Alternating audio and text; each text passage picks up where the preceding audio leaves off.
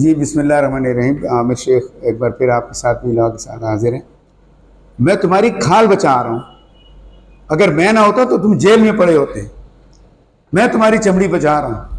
یہ ڈائلاگ ہیں اس وقت امریکی صدر ڈونلڈ ٹرمپ کے اسرائیلی وزیر اعظم نتن یاہو کو. یہ ایسا کیا ہو رہا ہے؟ ایران کی ناراضگی اتنی بھاری پڑ رہی ہے کہ امریکی صدر ڈونلڈ ٹرمپ نے اپنے حلیف کو بہت ہی بری بلی سنائی ہے. اور یہ ایک بڑے جو ان کے قریبی ذرائع ہیں انہوں نے بتایا کہ جو اپنی آخری جو ان کی ابھی یہ جو ٹیلی فونک کنورسیشن ہوئی ہے اس میں شدید برہمی کا اظہار کیا ہے.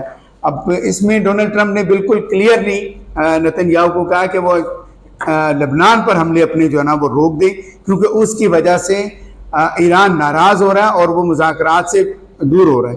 تو اس وقت جو ایک ڈیل بننے جا رہی تھی، ایک جو پازیٹیو ہم دیکھ رہے تھے کہ جو میں پچھلے ویلاگ میں بھی ذکر کر چکا ہوں کہ وہ ڈیل قریب آتے آتے دور ہو گئی، اور وہ دور کرنے میں اسرائیل کا بڑا ہاتھ ہے. اور امریکہ نے واضح طور پر امریکی صدر نے ان کو کہا ہے کہ لبنان پر حملے فوری طور پر بند کیے جائیں.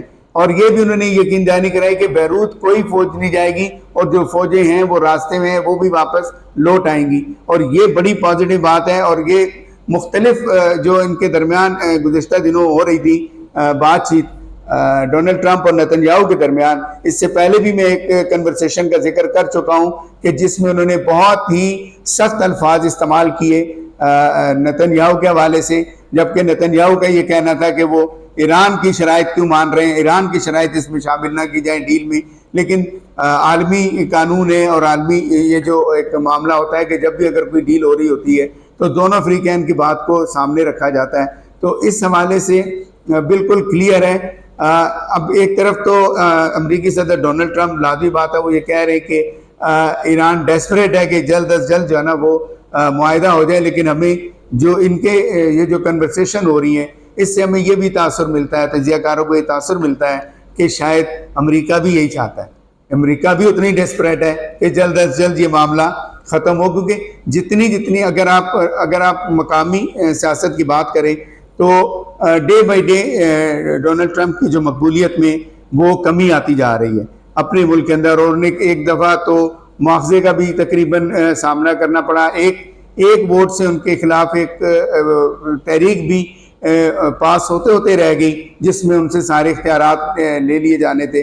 لیکن ابھی یہ جو ساری چیزیں اس چیز کو مد نظر رکھتے ہوئے جس طریقے سے مذاکرات جاری تھے اور ان کے جو معاہدے کے قریب آ رہے تھے، لیکن جیسے ہی اسرائیل دیکھتا تھا کہ معاہدہ قریب آ رہا ہے وہ حملے تیز کر دیتا تھا. اور جس کی بنا پر ایران جو ہے وہ اور خاص طور پہ پاسداران انقلاب نے اس معاملے میں بڑا سخت موقف اختیار کیا، کیونکہ جو جنگ بندی کی گئی تھی اس جنگ بندی میں لبنان پر اسرائیلی حملے ختم کرنے کا معاملہ بھی شامل تھا. لیکن اسرائیل کسی صورت بھی کسی معاہدے کی پاسداری نہیں کر رہا، جس کے بعد بالآخر مجبور ہو کر شاید امریکی صدر ڈونلڈ ٹرمپ بھی ڈیسپریٹ ہیں. وہ بھی چاہتے ہیں کہ جلد از جلد ڈیل ہو جائے، معاہدہ ہو جائے، تاکہ عالمی دنیا میں جو پیٹرول کے حوالے سے جو پیٹرولیم مصنوعات کے حوالے سے معاملات ہیں یا جو معیشتیں ہیں دنیا کی جو انڈر پریشر ہیں اور ان کو تھوڑا سا اس سے باہر نکالا جا سکے.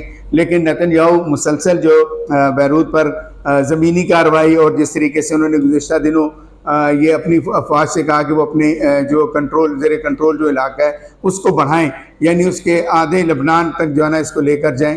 تو کل ایک علاقہ ہے جس پر انہوں نے اپنا ایک قلعہ اس کے اوپر اپنا پرچم بھی لہرا دیا تھا، جس کے بعد یہ امریکی صدر ڈونلڈ ٹرمپ نے جو ان کے ساتھ ٹیلی فونک گفتگو کی ہے، میں نے وہ آپ کو جملے سنائے ہیں کہ جس میں انہوں نے اسے پاگل قرار دیا ہے. اور اس کے ساتھ ساتھ یہ بھی بتایا کہ جو ابھی اگر میں نہ ہوتا تو تم جیل میں ہوتے، کیونکہ جیل میں اس کی وجہ سے ہوتے کہ نتن یاہو کے خلاف جو کرپشن کے معاملات تھے اس میں بھی یہ معاملہ سامنے آیا تھا کہ امریکی صدر نے ان کی سائیڈ لی تھی، ان کی حمایت کی تھی، جس کی وجہ سے وہ ابھی جیل جانے سے بچ گئے. تو یہ جو 2-3 جملے میں نے آپ کو سنائی ہیں بالکل سخت ہے. اور ان کا یہ بھی کہنا ہے کہ اگر یہ ناشکرہ پن ہے، اگر اس نے اسرائیل نے حملے مسلسل جاری رکھے بیروت پر، تو اس کے بعد اسرائیل مزید تنہا ہو جائے گا، کیونکہ اس وقت جو صورتحال ہے وہ بالکل الگ، اسرائیل ایک الگ جو مشرق وسطیٰ میں کھڑا ہوا ہے،